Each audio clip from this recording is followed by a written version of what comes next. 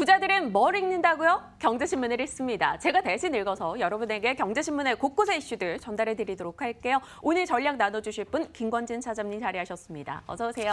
네, 안녕하십니까. 이발을 곱게 하고 오셨는데요. 잘 어울리십니다. 아, 네, 감사합니다. 네. 네, 오늘 또 새롭게 한 주가 시작되지 않았습니까? 네, 그렇죠. 이슈가 너무 많아서요. 네, 빠르게 네. 좀 달려볼게요. 네. 첫 번째 이슈로는요.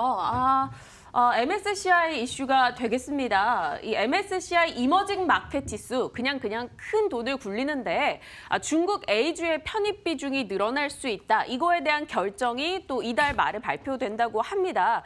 지금 현재 중국 A주가 한 5% 편입 비중이 있는데 이거를 올해 두 차례에 걸쳐서 20%까지 편입 비중을 늘리겠다라는 건데요. 만약에 늘리는 걸로 결정이 나게 된다면 중국 주식을 사기 위해서 한국 주식을 팔 수 있다라는 거죠. 비중이 무한대가 아니니까. 그렇죠? 네, 그러다 보니까 작년에 A주에 5% 편입할 때 외국인들이 코스피에서 6조 원을 매도했기 때문에 이번에도 또 대거 매도 물량이 나오는 게 아니냐, 지수 떨어지는 게 아니냐 이런 우려감이 등장하고 있습니다. 일각에서는 그저 이론상의 추정치일 뿐이다. 그렇게까지 걱정할 수준 아니다라고 얘기하는데 일단 짚고는 가야죠.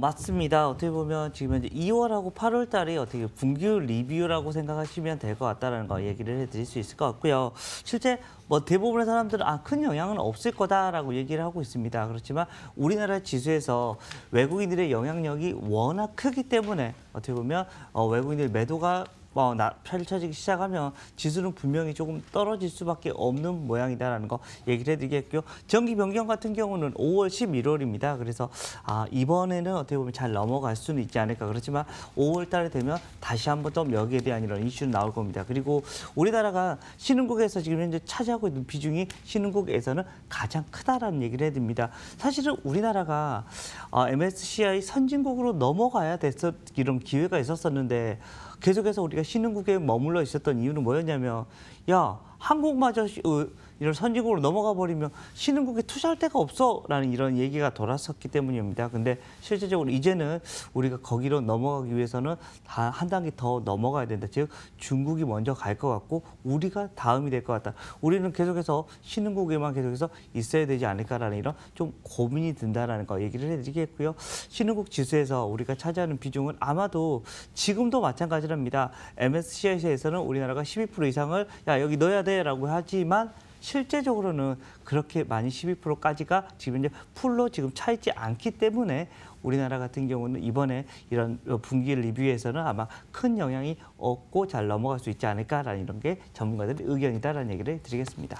우리가 선진국 지수로 넘어가지 못하는 건 조금 안타깝긴 하나 일단 이번 이슈로는 수급상으로는 단기적 영향 없다라는 거죠. 네, 크게 없을 것 같다라고 표현이 나오고 있습니다. 알겠습니다. 전체적인 수급에 영향을 미칠 만한 이슈여서 꼽아봤고요. 다음 이슈는 자동차 쪽이요. 굉장히 기분 나쁜 이야기예요, 사실. 고비용 저효율 구조의 엔진이 꺼지고 있는 한국 차 산업. 이렇게 표현을 했습니다. 오늘 머니투데이 경제신문 면에도 떡하니 자리를 했는데요. 보시면 이 그림에도 보이시죠? 차 한 대 생산 투입 시간이 한국이 일본이나 미국보다 훨씬 많아요. 그리고 연도별 자동차 생산량 추이도 보면 2015년부터 계속해서 떨어지고 있습니다. 한마디로 효율이 떨어지고 있다는 건데요. 우리 자동차 산업 최근에는 수소차 이슈 때문에 그렇죠? 꽤나 관심을 받았지만 사실 그전까지 해서 자동차 산업에 계속된 발목을 잡았던 게 바로 높은 인건비, 낮은 생산성, 그리고 매년 반복되는 노사 갈등, 이런 이슈들이었습니다. 이 때문에 자동차가 제대로 평가받지 못했었고요. 근데 사실이기도 하고 이게 또 자동차 산업의 경쟁력을 떨구는 게 아닌가 싶기도 하고요. 또 한편에서는 이제 미국의 무역 확장법에 따라 미국이 수입차에 25% 관세 때린다는데 한국이 면제될 수도 있지만 아닐 수도 있지 않습니까? 네네. 오늘 일단 현대차 빠지고 있고요. 네, 그렇죠. 자동차 산업 어떻게 할까요? 현대차 주주분들 지금이라도 팔아요? 조금 어렵기는 하다라는 얘기를 해드리겠고요. 지금 대부분의 사람들이 뭐라고 얘기를 하고 있냐면 우리나라는 면제가 될 가능성이 좀 높아 보여라고 얘기를 합니다. 물론 아직까지 결론은 난 건 아니다라고 생각을 하셔야 될 것 같고요. 물론 면제되면 다행이다라고 생각을 할 수 있습니다. 그렇지만 지금 현재 우리가 또 최악의 경우까지 좀 생각을 해봐야 되지 않을까라는 얘기를 해드리겠고요. 이런 측면에서 정부가 좀 빠르게 좀 나서줘야 되지 않을까라는 거. 그냥 정부는 낙관적이야라고 얘기만 하고 있습니다. 그렇지만 실제적으로는 지금 현재 EU와 일본 같은 데와 함께 어떻게 보면 공동 대응을 해줘야 되는 이런 구간이다라고 생각을 하셔야 될 것 같고요. 현재 어떻게 보면 올 초에 정부가 가장 많이 밀어줬던 이런 섹터가 어디였냐면 바로 자동차입니다. 수소차뿐만 아니라 자동차 업계에도 좀 힘을 많이 불어넣어줬다. 가장 큰 이유는 뭐냐면 자동차 업계가 어떻게 보면 살아나야지만 일자리가 살아나는 것이다라는 거 얘기를 해드리겠고요. 실제 어떻게 보면 이렇게 관세를 때려버리면 우리나라의 어떻게 보면 가격 경쟁력이 상실이 돼버릴 거다라는 거 얘기를 해드리겠습니다. 최소한 10%에서 한 12% 정도는 가격 단가가 상승돼 버린답니다. 이렇게 되면 우리나라 일자리는 또 30만 가까이 되는 이런 일자리 좀 사라지게 되는, 어떻게 보면 이번 정부의 이런 그 메커니즘하고는 완전히 다른 측면이 나타나 버리기 때문에 어떻게 보면 정부가 좀 빠르게 대응해 주셔야 될 것 같고요. 실제 우리 주주분들은 고민을 하셔야 될 것 같습니다. 주가가 좀 하락을 하고 있는 모습이어서 지금 좀 고민을 하시면, 좀 물량이 좀 너무 많으시면 물량을 좀 줄이고 가는 것도 하나의 방법이지 않을까라는 생각을 합니다. 최근에 주가가 좀 많이 올라와 있기 때문에 주가가 또 떨어지기 시작하면 실적이 숫자가 안 나온다. 실제 숫자가 잘 나와야 되는데 두 축입니다. 바로 중국과 미국인데, 미국에서 지금 현재 망가지기 시작해버리면 아직 회복도 되지 않은 중국까지도 별로 좋지 않다. 이렇게 돼버리면 다시 한번 작년과 같은 비슷한 이런 주가의 흐름이 나올 수밖에 없습니다. 결국은 현대차, 기아차 같은 경우는 결국은 어디가 돼야 된다? 미국과 바로 중국의 판매량이 중요한데 이 두 쪽 다 축이 안 돼 버릴 가능성이 생기기 때문이다라는 거 얘기를 드리겠습니다. 어느 정도 좀 비중 조절을 하고 만약에 관세 면제 받았다 그렇죠. 네. 이러면 다시 한번 또 관심을 가져도 되는 그렇죠. 거니까요. 네. 굳이 지금 이슈에 미리 판단해서 뭐 사거나 혹은 비중을 늘리거나 이럴 필요는 없어 보입니다. 오늘 자동차 관련 종목들 모두 다 떨어지니까요. 조금은 지켜보자라는 시선으로 덜 정리하고 갈게요. 다음 이슈는요. 이 종목 없으면 배 아파서 살겠나 이런 생각이 드는 종목이에요. FNF요. 2월 들어서 50% 이상 주가 상승, 오늘 것까지 더한다면 한 60% 네. 가까이 2월 한 달도 되지 않았는데 딱 하루 빼고 올라오고 있습니다. FNF가 왜 잘 가나 들여다봤더니요. MLB 기대감, 그렇죠. 네. 딸공들이 한국 와가지고 MLB 막 쓸어간다고 하고요. 중국에서 관련한 매출이 계속 증가하고 있고 계열사 출자까지 하겠다. 이런 얘기가 전달이 되고 있는데요. 어떠세요? FNF 신영증권에서는 전고점 돌파 가능할 거다라면서 목표가 8만 원까지 넘게 보고 있기도 합니다. 올해 실적이 상당히 좋을 것이다라고 이야기를 하는 건데요. 어떻게 보십니까? FNF 지금이라도 살까요? 신영증권 의견에 오케이 사인 주시나요? 네, 오케이 하고 전 조금 더 높아질 수도 있지 않을까라는 생각을 받고 더 표현이 너무 재밌네요. 네, 맞습니다. 지금 현재 흐름 보면 아주 좋다라는 얘기를 해드리겠고요. 홀딩 라인들 여러분들이 생각을 해주셔도 될 것 같습니다. 차트가 너무 깨끗하게 지금 현재 올라가고 있고요. 가장 좋은 이슈들이 뭐다? 결국 실적이 늘어나고 있다라는 이런 이야기입니다.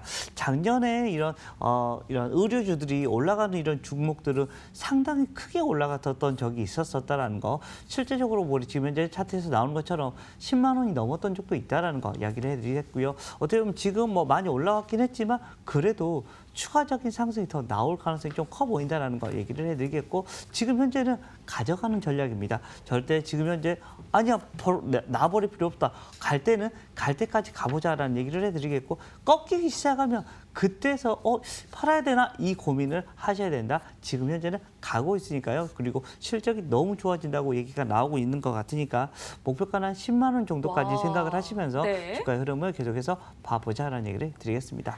신제품 완판 행진 거기에 몇 번이나 다시 찍어냈는데 또 완판되는 사태가 계속해서, 지금 벌어지면서 FNF가 주목을 받고 있습니다. 신영이 목표가 8만 원 제시했는데 김권진 차장님이 10만 원 아주 크게 올려잡으셨는데요. 나중에 한번 저희 지켜보면서 AS를 해봐야 될 것 같아요. 사실 지난해 9월부터 12월까지 60% 이상 떨어졌던 FNF입니다. 근데 2월 들어서 50% 이상의 상승을 기록하고 있는 만큼 기대해보도록 하겠습니다. FNF 살펴봤고요. 기사는 발견하지 못했는데 좀 오늘 장에서 중요한 포인트가 되는 것 같아서 이슈로 하나 골라온 게 있습니다. FTSE 지수 9개 종목이 편입되고 2개 종목이 편출이 됩니다. 다음 달 3월 15일 이후부터 반영이 되는 건데요. 편입 예정 종목 지금 9개가 쭉 나오잖아요.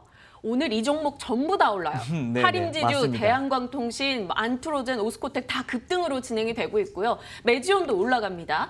클라비어 선생님 좋으실 것 같아요. 편출 예정 종목으로 신영증권과 LVMC 홀딩스 등이 되겠는데 어떨까요? 보통 이런 거 미리 움직여야 되는데 지금 미리 움직인 것 같아요. 네. 저희 늦은 건가요? 아닙니다. 이제 시작이다라고 생각을 하셔야 될 그래요? 것 같습니다. 어떻게 보면 빠르게 알려주신 거다라고 생각을 유후. 해주시면 될 것 같고요.